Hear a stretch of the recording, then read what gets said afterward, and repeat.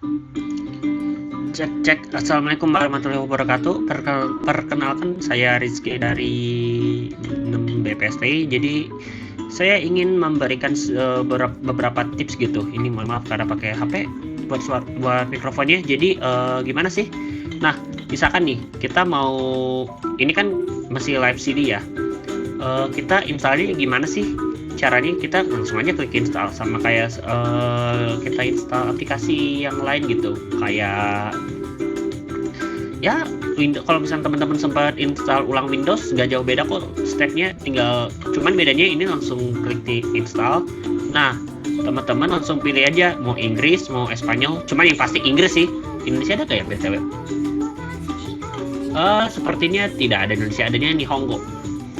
Ada, misalkan kita bahasa Indonesia, misalkan kita lanjutkan. Ini agak sedikit loading karena ya begitulah. Nah, biasanya ada beberapa kendala gitu. Misalkan kita lanjutkan. Nah, kendalanya itu ada di setelah ini. Yap.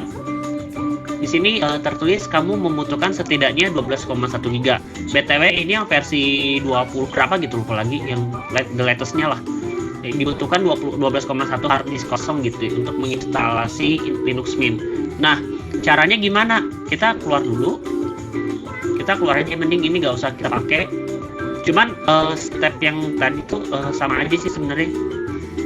Cuman kita close power saving of machine ya.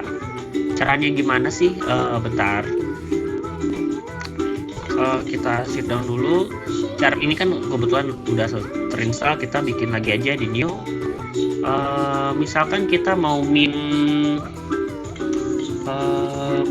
baru misalkan, terus type-nya mau Linux ya, pasti udah, ini lupa ini udah next. Nah, untuk mengurangi lagging atau performa yang ngadat, saran saya coba kalau misalnya teman-teman RAM-nya 8 GB, teman-teman coba di set di 2048 MB.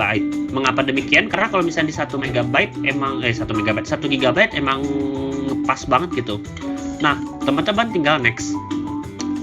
Nah, di sini ada pilihan gitu.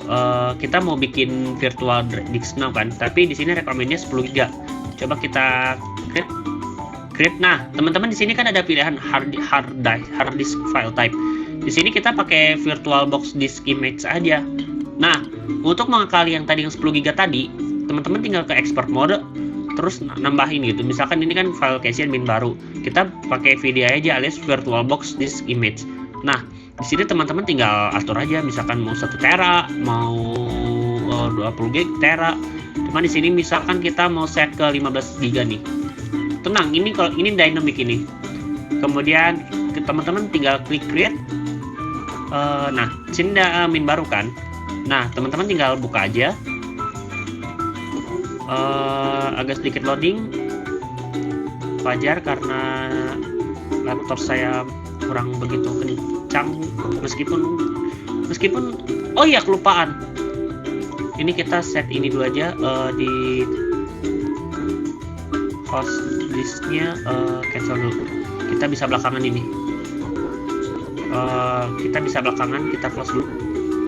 Oh, ini ada sedikit tambahan ya. Setiap kali teman-teman mau bikin profile baru, itu jangan lupa teman-teman harus setting ini dulu, network. Ini kan karena masih NAT. Misalkan teman-teman mau pakai ini internal network atau inet, teman-teman tinggal pilih inet. Nah, namanya ini kan inet. Langsung aja klik OK. Berubah. Nah, langsung aja klik. Ini BTW server ini. Oh ya. Min baru ini lagi jalan sebenarnya. Restoring virtual machine, terus device dari lupa optical drive Linux Mint. Nah, tadi lupa harusnya settingnya di sini aja. Kita save dulu, baru kita mulai lagi. Jangan di save, harusnya reboot. Tapi coba dulu aja, tadi salah. Restoring fatal, oh iya salah. Kita close dulu, jangan di save ya, ini harusnya power off. Tadi kenapa tiba-tiba save ya? Nah, kita buka lagi. Agak sedikit jeda. agak sedikit jeda, maklum. Dan ini lumayan annoying banget.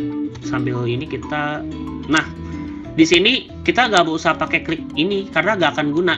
Teman-teman langsung klik aja enter. Sebentar, saya harus ini dulu karena lumayan bootingnya lumayan lama di sini. Jadi untuk setelah instalasi ini sebenarnya mas sama aja gitu proses-proses selanjutnya. Cuma nanti saya akan jabarin, tapi nggak sampai ke bener-bener install nih karena memori laptop saya ini agak sedikit menyedihkan gitu karena tersisa 27,9 GB lagi, 7,2 GB lagi. Jadi ya mungkin sampai yang esensialnya aja lah kita nextnya. Habis itu kita close. Oh ya, kalau ngomong-ngomong tadi kenapa tadi kan 22,7 GB gitu. Tapi kok tadi masih 22,7 GB gitu? Karena VDI. Balik lagi, ini VDI, di mana VDI ini maksudnya kalau misalnya virtual disk ini biasanya sifatnya itu istilahnya fleksibel gitu. Jadi itu batas maksimalnya kita di set di 12 GB. Cuman kepakainya kalau misalnya cuma 100 MB misalkan, yang kemakan itu cuma 100 MB. Jadi gak full 100 GB gitu. Nah, ini sebentar lagi mau booting. Untuk proses instalasinya sih sama. Dan jangan lupa ya, ini sekali lagi mengingatkan, ini udah ada, mengingatkan bahwa network itu jangan lupa disetting adapternya. Jadi misalkan pakai inet lah. Kalau misalnya pakai port 2, pakai port inet 2 aja. Nah, langkah selanjutnya adalah teman-teman tinggal klik install Linux Mint. Terus ya agak sedikit lama, ini harusnya bukan. Sebentar, agak sedikit muter-muter karena laptop saya sedikit kentang. Karena sebenarnya ngejalanin 2 OS itu berat. Nah, kita itu pilih bahasa dulu. Misalkan kita mau pilih tadi bahasa Indonesia, lanjutkan.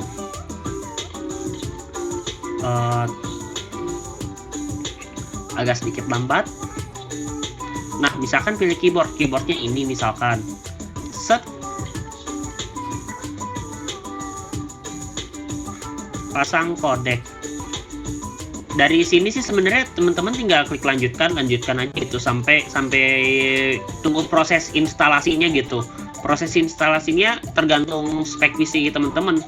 Kalau misalkan berkaca dari spek PC saya yang spek PC saya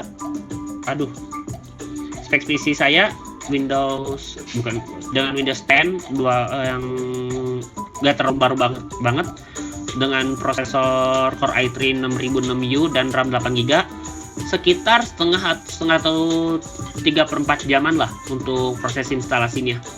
Kita close aja karena kita sudah install untuk namanya apa ya, untuk proses instalasi. Nah, selanjutnya mungkin teman-teman tinggal install, mohon maaf kebanyakan. Nah, selanjutnya adalah kalau misalkan teman-teman udah diinstal nih, terus teman-teman udah, kalau misalnya install VDI, install aplikasi-aplikasi yang dari ibu berikan itu ya paham lah. Oh, ini masih ngerekam, alhamdulillah. Nah, langkah selanjutnya apa sih? Misalkan kita udah install nih, kita jangan lupa install yang namanya Winbox. Cuman Winbox itu hanya tersedia di Windows gitu. Nah, untuk mengakalinya itu kita buka aja yang link dari ibu, kalau nggak salah itu install Wine gitu. Ini dari www.linuxbf.com. Nanti saya insert aja deh di deskripsi. Nah, masalahnya teman-teman bisa menggunakan cara GUI atau Graphical User Interface. Nah, itu sering kali gitu ada kendala. Nah, sekarang kita better pakai terminal. Teman-teman misalkan di mana sih? Misalkan. Nah, teman-teman tinggal buka ini, BTW ini udah dikostumisasi. Teman-teman tinggal buka terminal. Di sini kan open terminal. Nah, teman-teman cek dulu untuk menjalankannya kita harus mengikuti command untuk mengecek apakah ini sistem kita itu 32 bit atau 62 bit gitu. Dengan cara apa? Teman-teman tinggal ketik uname. Sebentar, ini karena kalau misalnya ini nggak bisa copy paste ya. Mana? Nah ini, teman-teman tinggal ketik uname, terus garis spasi, tadi spasi dulu ya, garis P, kita enter, enter. Di sini x8664 gitu. Nah, kalau misalkan sistemnya 64 bit, kita harus menyalakan arsitekturnya dulu. Gimana sih caranya? Teman-teman tinggal ikutin aja, itu ada sudo dpkg, sudo terus dpkg atau dpkg, terus ini add arsitektur i386. Speaking of i386, i386 ini merupakan teknologi dari Intel sebenarnya. Karena salah satu karena ini adalah nama prosesor dari Intel 86386, seingat saya. Ini teman-teman tinggal masukin aja passwordnya di sini sebentar. Enter. Oh, harus add ya. Oh iya, tadi ada salah. Harusnya ini. Nah, gak bisa ya, enable the following comment. Harusnya sih bisa ini. Dpkg add. Coba kita troubleshoot dulu. Di sini dpkg error unknown option gitu, add. Coba kita cek dulu. Biasakan kita selalu shooting dulu. Tadi errornya gimana?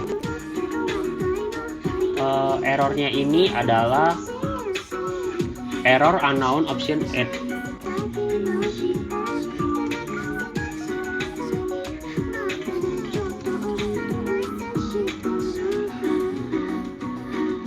Ini Linux Mint. Jadi agak sedikit tambahan ya.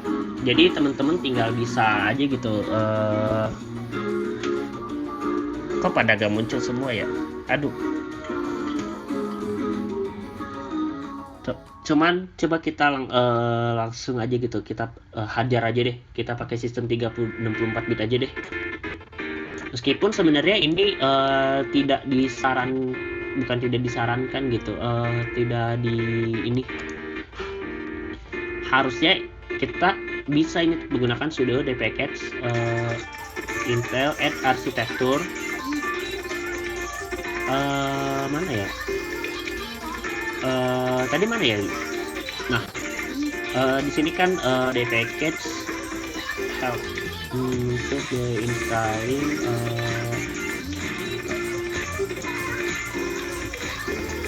oh iya, tadi kan ber-add doang. Add arsitektur ini nggak dispasi, ternyata salah. Nah, harusnya ini. Jadi penyebab salahnya karena baru harusnya add garis arsitektur, bukan arsitektur garis ini. Oke, itu adalah sebuah ketidaktelitian saya. Nah, teman-teman langsung aja jalanin repositori ini gitu dengan caranya wget. Teman-teman juga klik aja wget. Terus ini nc link repennya https dl download.winehq.org/wine ini build terus winehq.key. Nah, langsung aja kita banding ini .key ya, ini ini https dan ini kita enter. Oh, typo. Typo, kurang n, winehq harusnya. Resolve harusnya sih sebentar. Wget nc. Ini kan wget, ini nc https. Oh iya, lupa kan namanya juga manusia ya, pasti tidak luput dari ketidaktelitian. Nah, jadi kita connecting ke servernya gitu dari WinHQ-nya, WinHQ. Oh ya, BTW, apa sih itu Wine? Error not found ya, not connected. Waiting response, masa sih gak bisa lagi? Oh ya, ngomong-ngomong soal Wine itu apa sih? Jadi Wine itu istilahnya buat ngejalanin program Windows yang ada di Linux gitu. Ini kok error terus ya? Connecting download ini harusnya bisa ini. Coba kita cek aja deh, langsung aja deh, sudo apt get atau gini aja, sudo apt get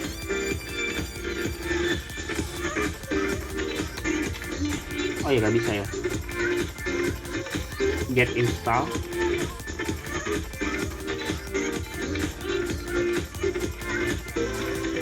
Nggak ada. Jadi yaudah kita pakai GUI aja caranya. Teman-teman tinggal buka ini teman-teman tinggal klik software manager. Ini kalau misalnya pakai cara GUI ini ada sedikit, ternyata servernya error 404 not found. Takutnya kayak ini kayak typoan wine build. Coba kita cek dulu wine build. Oh, baru nggak, ternyata errornya kurang S. Saya builds. Ini kadang ketelitian itu perlu, itu namanya ketelitian. Nah, akhirnya kan udah kan wine. Kita langsung klik add key, sudo apt key add.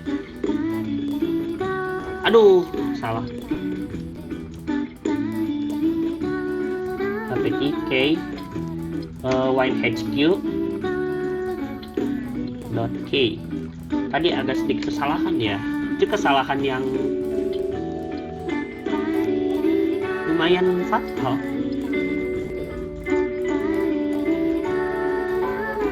Dan ini juga typo RCR. Nah, terus langsung kita jalanin aja. Wow, panjang ini linknya. Jadi teman-teman harus ngejalanin yang namanya, aduh ini sebentar, biar gampang ini lihat nih. Nah, teman-teman harus ngejalanin yang repository yang ini nih, sudo apt add repository.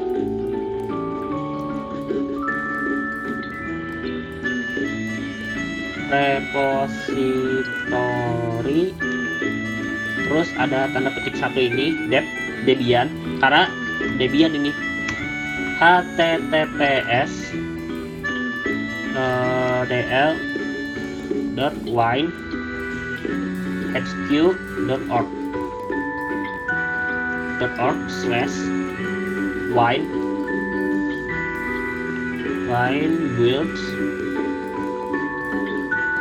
winebuilds ini ubuntu/bionic. Ini bionic ya, buat yang bionic ya. Tapi kita coba dulu kalau misalnya pakai ini bisa nggak ya? Ini spasi ya, bionic main. Coba ini spasi ya. Oh, di spasi ya, di spasi.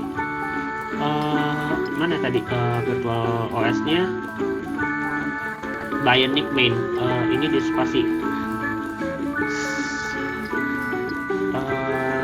Terus kita tutup lagi pakai kurung ini. Nah, teman-teman langsung ini enter, nanti kan otomatis download gitu. Kita istilahnya nambahin repository gitu. Nah, habis itu kita ngapain sih? Yang pasti kita sudo apt update. Kita harus update dulu, biar takutnya tidak ada sebuah kesalahan yang fatal gitu, atau kita harus nge-catch dulu gitu istilahnya. Atau kita dengan kata lain kita harus mengupdate gitu package repository catch dan dengan cara sudo apt update. Nah, setelah kita download caps-nya, ini ya sekitaran berapa MB ya? Harusnya sih 200 MB ya. Sekitar 200 MB. Jadi, saran saya, teman-teman butuh koneksi internet yang lumayan cepat banget gitu. Mengapa saran saya harus internet yang cepat? Karena ini kan downloadnya kan per part-part gitu. Nah, teman-teman harus menggunakan koneksi internet yang lumayan kencang dan stabil gitu. Setidaknya bisa memperlancar proses. Nah, habis itu kita ngapain sih? Langsung aja, kalau misalnya prosesnya udah selesai, teman-teman tinggal ketik aja sudo apt install. Nah, ini kan ada garis dua ini, garis install, garis recommends WineHQ, garis stable. Nah, ini udah kan.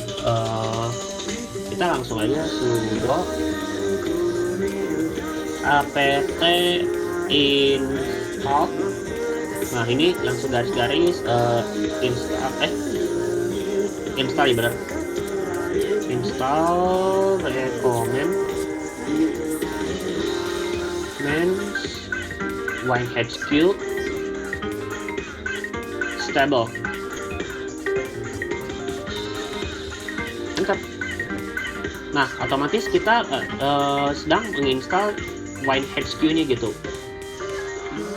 Teman-teman langsung klik yes. Working. After this operation, 1 GB of additional disk space will be used. Do you want to continue? Oh iya, satu lagi tuh, guys, atau teman-teman. Nah, mengapa saran saya jangan di 10 GB pas? Takutnya ngepas banget gitu. Jadi sebaiknya di 5, mungkin teman-teman set aja 15 GB buat jaga-jaga gitu.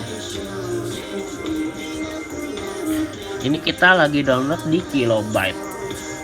Ya mungkin lama gitu untuk downloadnya ini karena 18 menit. Kita tunggu aja deh. 18 menit ya.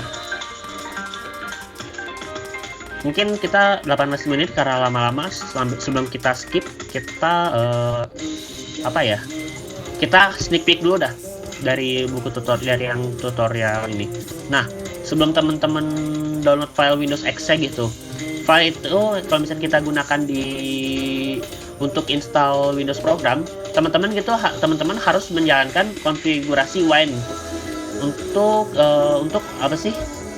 Untuk biar mengenali gitu si programnya. Dengan cara apa? Teman-teman ketik aja wine config.